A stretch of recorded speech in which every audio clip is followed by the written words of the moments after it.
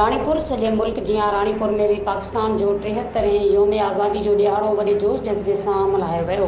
मुख़्तलिफ़ सियासी समाजी तंज़ीमनि सरकारी ऐं गैर सरकारी इदारनि पारां तक़रीबूं मुनक़िद करे रैलियूं कढियूं वयूं। इन हवाले सां असिस्टेंट कमिश्नर सूबो देरो मोहब्बत अली, शहरी अताद जे अॻवान अकबर शानी, कुर्बान अली मंगी, नदीम शेख पारां रैली कढी वई।